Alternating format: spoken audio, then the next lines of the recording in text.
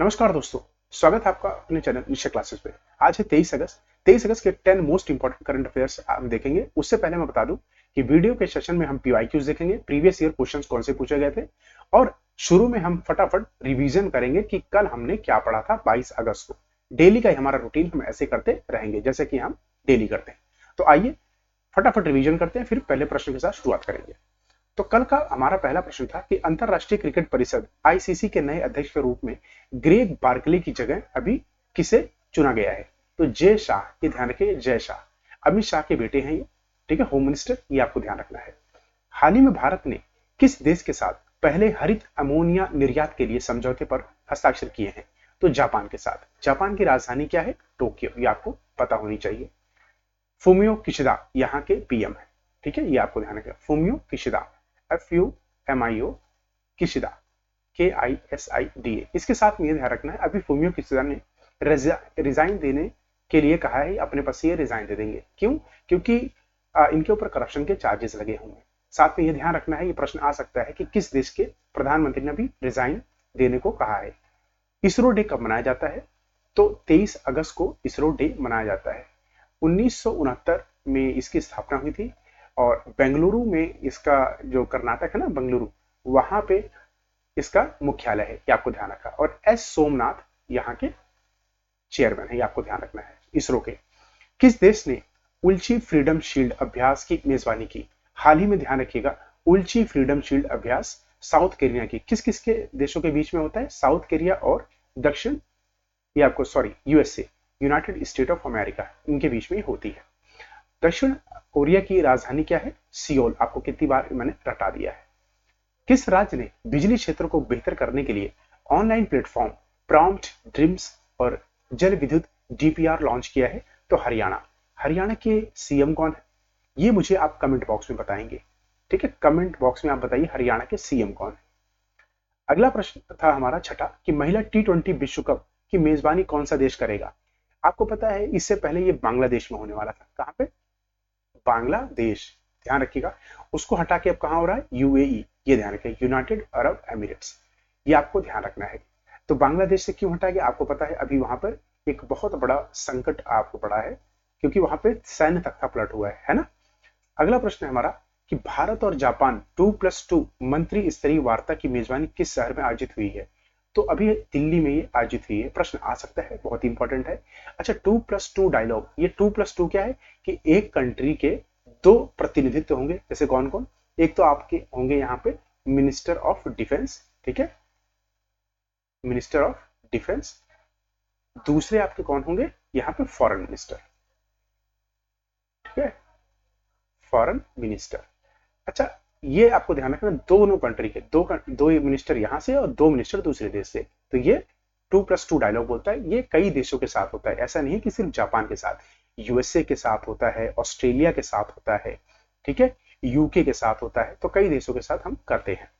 अगला प्रश्न है, केंद्रीय गृह सचिव के रूप में किसे नियुक्त किया गया है? वेरी इंपॉर्टेंट प्रश्न। तो गोविंद मोहन को अभी हाल ही में इस पर नियुक्त किया गया है। अगला प्रश्न हमारा, हाल ही में एस पद्मनाभ का निधन हो गया, वह किससे संबंधित है? तो इंडियन आर्मी के रिटायर्ड कर्नल थे। अगला प्रश्न, अंतिम जो 10वां प्रश्न कल हमारा, कि पोलरिस डॉन मिशन, पहला निजी स्पेस वॉक मिशन किस अंतरिक्ष एजेंसी द्वारा लॉन्च किया जाएगा? Space x. अगर पूछा जाएगा स्पेस एक्स किसकी कंपनी है, तो आपको पता है ना, एलॉन मस्क। एलॉन मस्क ये विश्व के सबसे धनाढ्य आदमी है, मतलब सबसे अमीर व्यक्ति हैं इस अभी हाल ही फिलहाल में। आइए इसी के साथ आज का प्रश्न हम स्टार्ट करते हैं 23 अगस्त का। तो 23 अगस्त का पहला प्रश्न है हमारा कि हाल ही में किस विज्ञान रत्न पुरस्कार से सम्मानित किया गया है? तो पूछा गया है अभी हाल ही में ना, ये विज्ञान रत्न पुरस्कार का मुझे कहते हैं अनावरण हुआ है। तो किसके द्वारा? राष्ट्रपति द्वारा अभी हाल ही में ये पुरस्कार दिया गया है, ये आपको ध्यान रखना है। तो पहली बार जैसे इसका उद्घाटन समारोह हुआ है ना, तो पहली बार प्रश्न ये भी आ सकता है कि पहली बार किसको दिया गया है, क्योंकि अभी 2024 में इसको लॉन्च किया गया है। आइए ऑप्शन देखते हैं। ए गोविंद राजन पद्मनाभन, बी अवशेष कुमार त्यागी, सी अन्नपूर्णी सुब्रमण्यम, या डी आनंद कृष्णन सी। तो ध्यान रखिएगा, इसका सही उत्तर है ए गोविंद्रनंद पद्मनाभन, ये आपको ध्यान रखना है, ठीक है। तो इसके साथ साथ आपको ये भी ध्यान रखना है हाल ही में कि बाकी जो तीन है ना, अवधेश कुमार त्यागी, अन्नपूर्णी सुब्रमण्यम या आनंद श्री कृष्ण, इन सबको विज्ञान श्री अवार्ड मिला है। क्या मिला है? विज्ञान श्री। ये आपको ध्यान रखना है। उसी के साथ आपको यह भी ध्यान रखना है कि विज्ञान पुरस्कार भारत का सर्वोच्चतम विज्ञान पुरस्कार है। ये आपको ध्यान रखना है, ठीक है। जैसे भारत रत्न सबसे बड़ा सिटीजन पुरस्कार है ना भारत का, वैसे ही विज्ञान की जगत में विज्ञान रत्न पुरस्कार, ठीक है, ये सबसे बड़ा पुरस्कार है। इसी के साथ आइए हाल ही फिलहाल में जितने भी अवार्ड सभी दिए गए हैं उन सबको हम यहाँ रिवाइज कर लेते हैं। जैसे गुलिप्पा हिलरी अवार्ड 2024 सिद्धमलिंगम पट्टनशेट्टी को मिला था। विश्व प्रेस फोटो 2024 मोहम्मद सलीम को मिला था। आर्यभट्ट पुरस्कार पाविलवी सुब्बाराव को मिला था। लता दीनानाथ मंगेशकर पुरस्कार अमिताभ बच्चन को मिला था। एबिल पुरस्कार, इसको गणित का नोबेल पुरस्कार भी कहते हैं, मिशेल तेलाग्रांड को मिला था। इरामस पुरस्कार अमिताभ घोष को मिला था। 2024 का पिट्सगर पुरस्कार रिकिन यामामोटो को मिला था। अच्छा, ये पिट्सगर क्या है? तो ध्यान रखिए, आर्किटेक्चर की दुनिया में ना जब कोई पूछे आर्किटेक्चर की दुनिया का समझ लो नोबेल प्राइज है, ठीक है। सैन gender advocate of the year award Radhika Sen कौन देता है? ध्यान रखना, यूनिसेफ, ठीक है, यूनिसेफ। ये आपको ध्यान रखना है, ये प्रश्न आ सकता है। शाह पुरस्कार पूर्व का नोबेल पुरस्कार कहते हैं, इसे श्रीनिवास आल कुलकर्णी को दिया है। KISS मानववादी पुरस्कार रतन टाटा को दिया गया है। 2023 में ना इसे बिल गेट्स को दिया गया था। बिल गेट्स आपको पता है ना, माइक्रोसॉफ्ट के संस्थापक हैं ये, ठीक है। इंग्लिश में अगर देखिए, don't be afraid of English, English Hindi दोनों में ही अगर आप बात करें, बिल गेट्स अगर कहेंगे संस्थापक क्या कहना, फाउंडर, है ना, कोई बहुत बड़ी चीज नहीं है। इंग्लिश एक मीडियम ऑफ कम्युनिकेशन है और कुछ लोग प्रोनाउंसिएशन या प्रोनाउंसिएशन इस पर बड़ा ध्यान देते हैं। इन सब पे कोई जरूरत नहीं, सिर्फ आपको बस स्पेलिंग याद होनी चाहिए, बाकी एग्जाम निकलना चाहिए। अच्छा, साहित्य अकादमी फेलोशिप अवार्ड और रस्किन बॉन्ड को दिया गया था, ये ध्यान रखिएगा। गोल्डमैन पर्यावरण पुरस्कार 2024 जिसे ग्रीन नोबेल पुरस्कार भी कहते हैं, आलोक शुक्ला को दिया गया था। कहाँ के हैं? छत्तीसगढ़ के। ट्यूरिंग पुरस्कार 2023 का जिसे कंप्यूटिंग जगत का ना, कंप्यूटिंग का मतलब कि कंप्यूटर जगत का, तो इसे नोबेल पुरस्कार कहते हैं, इसे एवी विंडरसन को दिया गया था। अंतरराष्ट्रीय बुकर पुरस्कार जेनी एर्पनबेक को दिया गया था, उनकी बुक कैरोस के लिए। अगर बुक का नाम पूछे ना तो कैरोस, ये ध्यान रखिए। इसके ट्रांसलेटर जो इंग्लिश में ट्रांसलेट किया था, इसे किसने किया था? Michael Hopman. विटली कूल अवार्ड, इसे ग्रीन ऑस्कर कहते हैं, 2024 का पूर्णिमा देवी बर्मन को मिला था, जो कि असम की रहने वाली है। 2024 का लच्छू महाराज पुरस्कार पंडित राजेंद्र गंगनाई को मिला है। वहीं GEEF global water tech award, ये किसे 2024 का केंद्रीय जल आयोग को मिला है, इस बार भारत का, ये ध्यान रखिएगा। आइए अगला प्रश्न देखते हैं। किस राज्य ने मुख्यमंत्री बाल पौष्टिक आहार योजना शुरू की? वेरी इंपॉर्टेंट क्वेश्चन, इसको आप मार्क कर लीजिएगा। ए उत्तर प्रदेश, बी पंजाब, सी कर्नाटक या डी हिमाचल प्रदेश।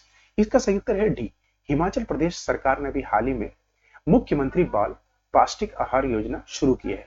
अच्छा, इसके अंतर्गत क्या होगा? तो इसके मोस्ट इंपॉर्टेंट अगर पॉइंट से देखने से पहले एक बार हिमाचल प्रदेश का ना मैप जरूर देख लीजिए, बहुत इंपॉर्टेंट है। तो ये जो मैं रेड लाइन अभी ड्रॉ कर रहा हूँ ना, ये हिमाचल प्रदेश का आपका मैप है। देखिए, घबराइए मत, बहुत आसान है, सारा याद करा दूंगा।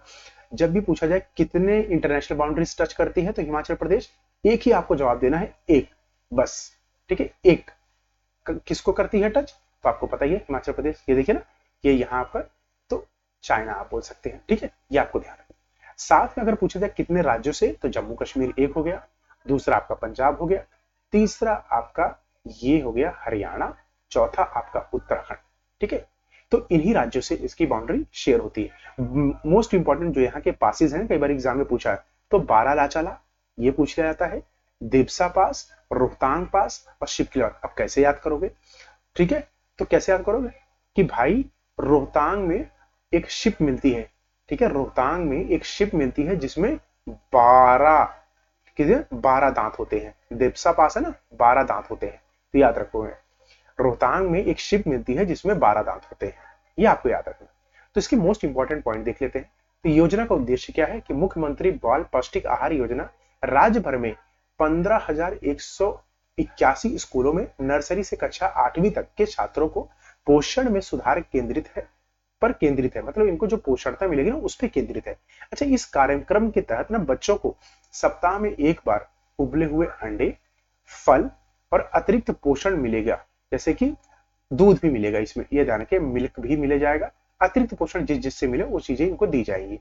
वही जो माध्याह्न भोजन का पूरक होगा ना, जो वर्तमान में लगभग 5,34,00,000 बच्चों को लाभान्वित कर रहा है, अर्थात कि मतलब इतने बच्चों को इसका लाभ पहुंचेगा, ये आपको ध्यान रखना है। पोषण पर ध्यान देने के साथ साथ मुख्यमंत्री सुक्खू ने यह भी घोषणा की कि लगभग 17,510 प्राथमिक विद्यालयों के शिक्षकों को टैबलेट भी दिए जाएंगे। अच्छा देखिए, आजकल आपको पता ही ऑनलाइन स्टडीज कैसी होगी ना, तो उसको बेहतर बनाने के लिए आपको टीचरों को तो भाई सम्मान देना पड़ेगा ना। सम्मान के साथ जब सम्मान दोगे ना तभी काम हो पाएगा, सिर्फ सम्मान देने से काम नहीं चलेगा। कहते हैं आप अपने टीचर की खूब इज्जत करो, इज्जत तो करो, साथ में भैया दक्षिणा भी देते रहो, ठीक है, ये याद रखना। अच्छा, यहाँ के मुख्यमंत्री कौन है, अभी मैंने बताया ना, सुक्खू, ठीक है, सुखबीर सिंह सुक्खू या ना सुखविंदर सिंह सुक्खू। राज्यपाल है यहाँ के शिव प्रताप शुक्ला। अच्छा, यहाँ की कैपिटल क्या है, ये मैंने आपको नहीं बताया अभी तक। तो यह हिमाचल प्रदेश एक ऐसा राज्य है, ध्यान रखिए, जहां 2 कैपिटल है, ठीक है, एक तो शिमला, ठीक है, और दूसरा कौन सा है आपका, धर्मशाला है, ये आपको ध्यान रखना। आइए अगला प्रश्न देखते हैं। किस देश ने हाल ही में यूरोपीय संघ के साथ ऑनलाइन कट्टरता पर एक सम्मेलन की सह मेजबानी की है? वेरी इंपॉर्टेंट प्रश्न। अच्छा, ये ऑनलाइन कट्टरता होती क्या है, इंग्लिश में बोले तो ऑनलाइन रेडिकलाइजेशन। अच्छा, रेडिकलाइजेशन का मतलब क्या होता है मालूम है, रेडिकल, रेडिकल का मतलब होता है एक्सट्रीम। एक्सट्रीम मतलब एक्सट्रीम कैसे हो गया, जैसे कि एग्जांपल देता हूं, सपोज करो कि सरकार, मतलब कोई भी एक न्यूज चली ऑनलाइन, या न्यूज चली कि भैया बिहार के लोगों को दिल्ली से भगाया जा रहा है, ठीक है। अब क्या हुआ, जो भी बिहार के लोग हैं ना, उस न्यूज को पूरा, चाहे अफवाह है चाहे जो है, इस न्यूज को ऐसा प्रिटेंड करेंगे, ऐसा मतलब कि दिखाया जाएगा ऑनलाइन, इसके जो लोग बिहार के हैं ना, जितने भी लोग, वो सब क्या होगा, इससे इतने प्रभावित हो जाएंगे कि इसको लेके अब क्या करेंगे कि गलत सलत काम करना शुरू कर दे, मतलब कि एक्सट्रीम स्टेप उठाना शुरू कर देंगे। उनको कोई डर नहीं रहेगा, कोई कुछ नहीं रहेगा। तो मतलब एक एग्जाम्पल है, मेरा एग्जाम्पल आप हो सकता है यहाँ पर सटीक ना बैठ रहा हो आपको, लेकिन एक बात बता रहा हूँ, ठीक है। तो ऑनलाइन रेडिकलाइजेशन, अगर आपको देखो ना, आजकल ऑनलाइन फेक न्यूज निकाल देते हैं। जैसे अभी देखो रेप हुआ ना वहां पे कोलकाता में, उसको लेके देखिए ऑनलाइन ट्रायल से लेके सब लोग कह रहे हैं नहीं उसको बाहर निकालो, हम उसको सजा देंगे। नहीं, सजा का प्रावधान सिर्फ कोर्ट को है, ठीक है। आइए ऑप्शन देखते हैं, A Japan, B Croatia, C India या डी पाकिस्तान। इसका सही उत्तर है सी, भारत। ये ध्यान रखिएगा, जापान, ठीक है, कि को होस्टिंग कर रहा है किसके साथ, तो online radicalisation with European Union कौन कर रहा है, भारत। ये ध्यान रखिए, यूरोपियन यूनियन यहाँ वेरी इंपॉर्टेंट है, क्यों, क्योंकि इसमें 27 देश हैं। कितने हैं, 27 देश हैं। आइए इसके बारे में बड़ी देख लेते हैं कि मोस्ट इंपॉर्टेंट ये क्यों है। तो सबसे पहले ध्यान रखिएगा, इसका इंडिया मैंने आपको आंसर बता ही दिया है। अच्छा, इसकी पीडीएफ अगर आप लेना चाहते हैं ना, तो पीडीएफ आपको टेलीग्राम चैनल पे मिल जाएगी। और हाँ, चैनल को सब्सक्राइब करना ना भूलें, बड़ी मेहनत लगती है। आपका एक सब्सक्रिप्शन मुझे प्रोत्साहित कर सकता है कि अगली वीडियो बनाने के लिए।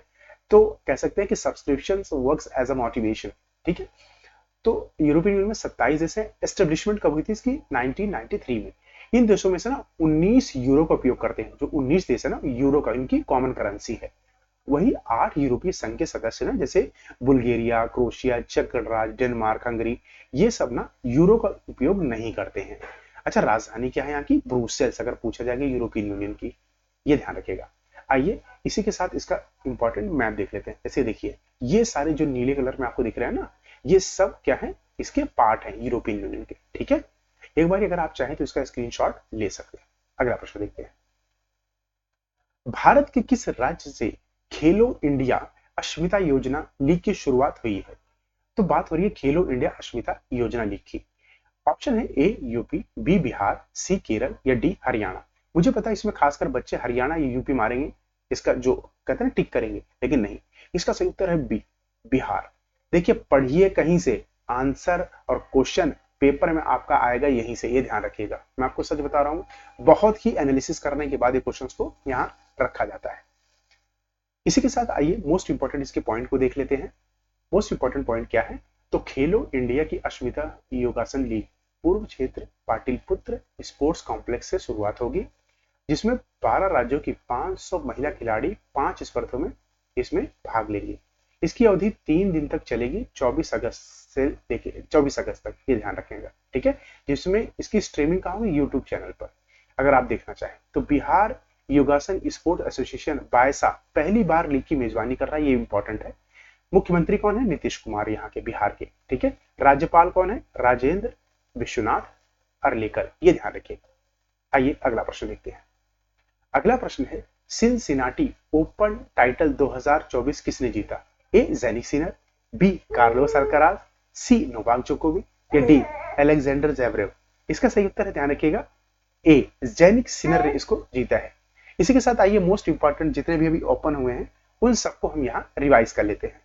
जैसे कि ध्यान रखिएगा, इनके साथ साथ ना अगर कहेगा कि वुमेन टाइटल किसने जीता सिनसिनाटी ओपन का, तो अरियाना सबलांका, ये आपको ध्यान रखना है, ठीक है। तो आइए हाल ही में जो भी ओपन टूर्नामेंट हुए उन सबको हम यहाँ रिवाइज कर लेते हैं। जैसे ऑस्ट्रेलियन ओपन 2024 की हम बात कर रहे हैं, जितने भी ओपन हुए हैं तो हार्ड कोर्ट पर खेला जाता है। कई बार प्रश्न ये भी आता है कि कौन सा ओपन किस कोर्ट पे खेला जाता है, तो किस पे खेला जाता है? हार्ड कोर्ट, मतलब सीमेंट का बना होता है ये। ऑस्ट्रेलिया ओपन चैंपियंस कौन कौन है अब देख लेते हैं। पुरुष में ना जेनिक सिनर है जो कि इटली के हैं, इन्होंने हराया था किसको? डेनियल मेदवेदेव, ये आपको ध्यान रखना है, ठीक है, डेनियल मेदवेदेव को हराया था। महिला में आरियाना सबलांका जो है ना बेलारूस की है, इन्होंने जेंग किनवेन को हराया था जो कि चीन की है। इंग्लिश में यह दिया हुआ है, आप यहां भी देख सकते हैं, ठीक, जैसे मैं हिंदी में बोलता रहा हूं। तो फ्रेंच ओपन की बात कर रहे हैं 2024 की, तो 2024 में ये किस पे खेला था? क्ले कोर्ट पे, क्ले से बना होता है इसका जो नीचे का जिसे कहते हैं ना, इस पे खेलते हैं दोनों प्लेयर्स, ये किसका बना होता है? क्ले का, ये ध्यान रखिएगा ना, ठीक है। क्ले एक प्रकार की मिट्टी होती है। अच्छा, इसमें जीता कौन था? तो मेल में कार्लोस अल्काजार हैं जो, उन्होंने जो स्पेन के हैं, कहाँ के हैं? स्पेन के, इन्होंने हराया किसको था? अलेक्जेंडर ज़वेरेव, जो कहाँ के हैं? जर्मनी के। प्रश्न ये पूछ लिया जाता है कि यह प्लेयर किस देश के लिए खेलता है। जैसे कार्लोस अल्काजार दे देंगे ऑप्शन में, क्वेश्चन दे देंगे फ्रेंच ओपन 2024 कार्लोस अल्काजार ने जीता हुआ किस देश के हैं नागरिक, तो स्पेन, ये याद रख लीजिएगा। वुमेन में ईगा स्विएटेक जो कि पोलैंड की हैं, इन्होंने करोलिना मोचोवा को हराया था जो कि चेक गणराज्य की है। अच्छा, विंबलडन ओपन 2024 का अभी हुआ था, आपको पता ही होगा, है ना। तो प्राकृतिक घास पर खेला था, ये प्रश्न कई बार आ चुका है, आप देखिए पीवाईक्यूज में, ठीक है, कई बार आ चुका है। तो इसमें क्या, मेल में अगर हम बात करें तो कार्लोस अल्काराज, भैया इनका राज ना बरकरार है। तो स्पेन के इन्होंने किसको? नोवाक जोकोविक को हराया था। देखो कार्लोस अल्काराज ना इस टाइम सबसे बेस्ट प्लेयर है, फ्रेंच ओपन इन्होंने जीता, यहां पर भी इन्होंने जीता। अब बात हो रही है यूएस ओपन, अगर ये जीत गए ना तो समझ लो गजब बिठा देंगे ये। अच्छा, वुमेन में मार्कोटा वोंडरोवा जो कि चेक गणराज्य की है, चमेली पाओलिनी को हराया जो कि कहां की है? इटली की। यूएस ओपन अभी हुआ नहीं है 2024 का, जब इससे ही होगा आपको अपडेट दे दिया जाएगा। आइए अगला प्रश्न देखते हैं। अगला प्रश्न है भारतीय विमानपत्तन प्राधिकरण के अंतरिम अध्यक्ष के रूप में किसे नियुक्त किया गया? तो बात हो रही है who has been appointed interim chairman of airport authority of India, ठीक है। ए एम सुरेश, या बी नवाब सलाम, सी मनोज सोनिक या डी इंद्रमणि पांडे। इसका सही उत्तर है ए एम सुरेश को अभी हाल ही में इस पद पर नियुक्त किया गया, ये है एम सुरेश, ये ध्यान रखिएगा। इसी के साथ आइए जितनी भी हाल ही फिलहाल में नियुक्तियां हुई हैं उन सबको हम यहाँ रिवाइज कर लेते हैं। तो ध्यान रखिए, सुमन कुमारी को बीएसएफ की पहली महिला स्नाइपर बनाया गया है, अनुराग अग्रवाल को संसद सुरक्षा का प्रमुख बनाया गया है, एएम खानविलकर को लोकपाल अध्यक्ष बनाया गया है, इंद्रमणि पांडे को बिम्स्टेक सेक्रेटरी जनरल बनाया गया है, रघुराम अय्यर को भारतीय ओलंपिक संघ का सीईओ बनाया गया है, अनिल कुमार लोहाटी को ट्राई का हेड बनाया। अच्छा, ट्राई की फुल फॉर्म भी पूछ ली जाती है, तो telecom regulatory authority of India, तो रेगुलेटरी अथॉरिटी है, ठीक है। नवाब सलाम को इंटरनेशनल कोर्ट ऑफ जस्टिस का नया अध्यक्ष बनाया गया है, इंडिया के हैं। सिंधु गणपति, ये बहुत इंपॉर्टेंट है, दक्षिण रेलवे की पहली ट्रांस महिला टीटी बनी है। राष्ट्रीय चिकित्सा आयोग, नेशनल, यहां बात हो रही है मेडिकल काउंसिल की, तो उसके नए अध्यक्ष जो बने हैं बीएन गंगाधर बने हैं। मनोला मार्केज भारत फुटबॉल टीम के मुख्य कोच बने, हेड कोच बने हैं, कौन? मनोला मार्कोच। जॉर्जेस एलहेरी एचएसबीसी के नए सीईओ बने हैं। उर्मिला वान डेर लेनिन 2024 से 2029 तक, ठीक है, इस अवधि के लिए अभी यूरोप आयोग के अध्यक्ष बने हैं, ये ध्यान रखिएगा, ठीक है। तो ये महिला हैं, वुमेन है, ये भी आपको ध्यान रखना है। विनय मोहन क्वात्रा अमेरिका में भारत के नए राजदूत बने हैं। यूरोपीय संसद की अध्यक्षता फिर से रॉबर्ट मोटोसेटा को मिली है। महारेरा के अध्यक्ष के रूप में मनोज सैनिक को मिला है। सरकार ने रॉबर्ट जे रवि को बीएसएनएल का सीएमडी लॉन्च किया है, मतलब नियुक्त किया, नॉट लॉन्च किया है।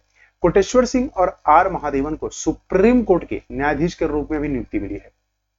वहीं सुमंत सिन्हा को सीईओ क्लाइमेट लीडर्स का अध्यक्ष नियुक्त किया गया है। एशियाई क्रिकेट परिषद के अध्यक्ष में किसे बने हैं? मोहसिन नकवी। ये वेरी इंपॉर्टेंट है, ध्यान रखिएगा। आइए अगला प्रश्न देखते हैं। अगला प्रश्न है, हाल ही में फर्स्ट पॉलिसी मेकर्स फोरम का उद्घाटन कहां किया गया है? ए यूएई, बी श्रीलंका, सी इंडिया या डी बांग्लादेश? तो ध्यान रखिए, इसका सही उत्तर है सी। भारत में अभी हाल ही में फर्स्ट पॉलिसी मेकर्स फोरम का इनॉग्रेशन हुआ है।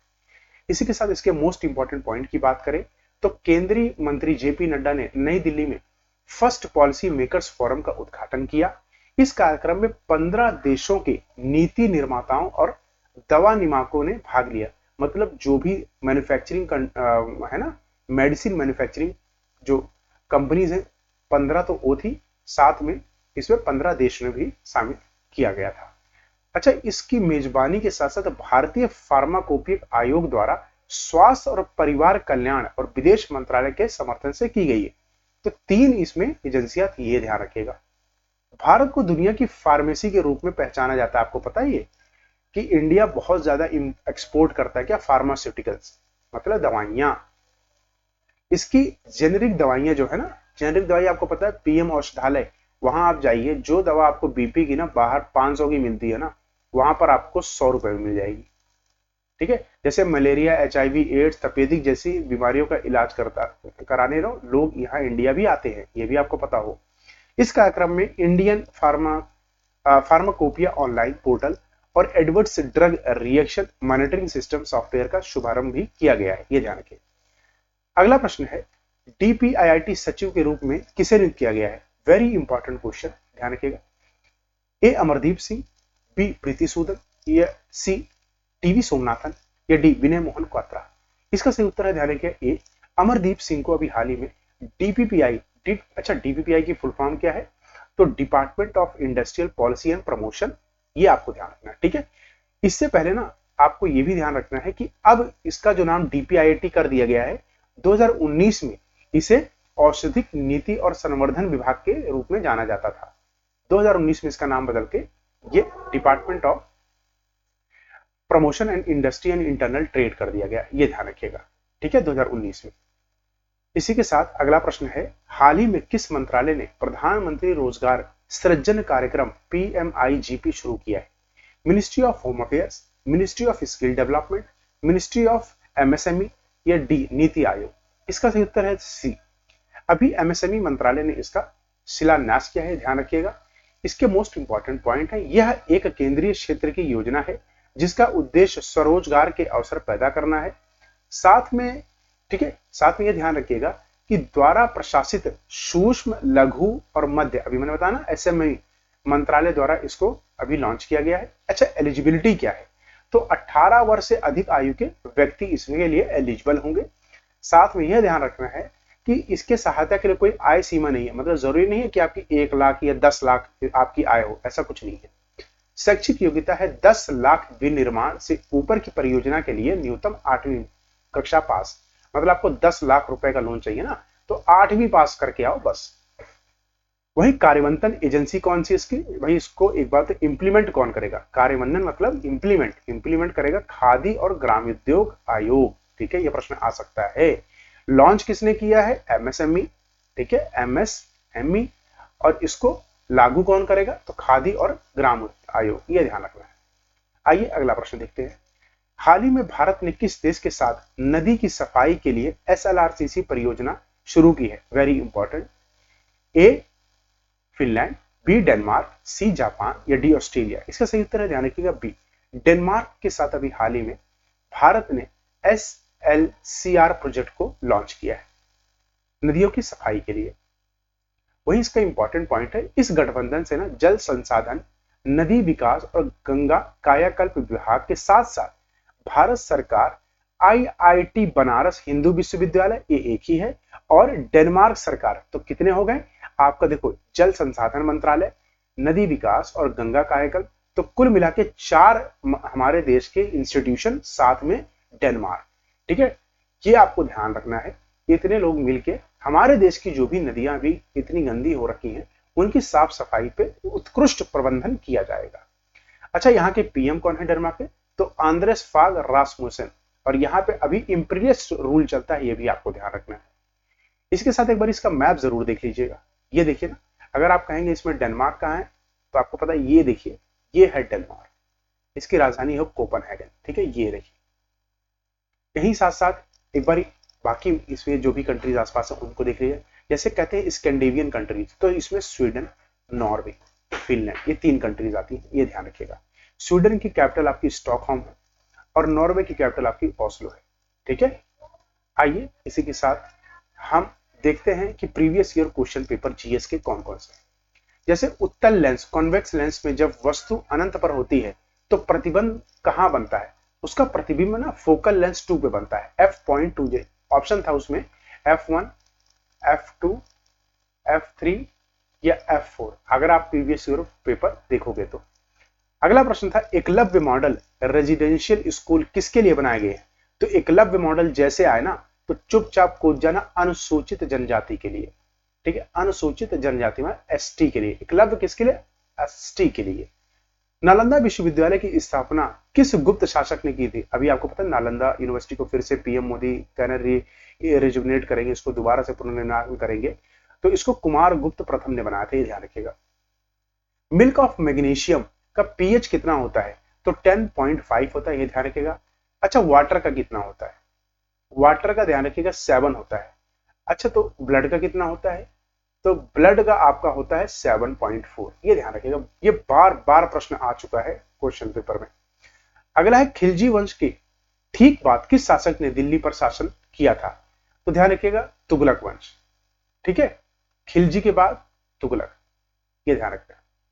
अच्छा, इनसे स्लेव डायनेस्टी आई थी ना सबसे पहले स्लेव, स्लेव के बाद खिलजी, तुगलक, उसके बाद आपकी कौन सी डायनेस्टी थी, या आप मुझे कमेंट बॉक्स में बताओगे, ठीक है। तुगलक के बाद कौन सी डायनेस्टी थी, ये आप मुझे बताओगे, ठीक है। इसी के साथ यह संस्करण पूरा हुआ। आप सभी का तहे दिल से शुक्रिया। कल फिर मिलेंगे 24 अगस्त की करंट अफेयर्स में। तब तक अपना ख्याल रखिए। जय हिंद, जय भारत।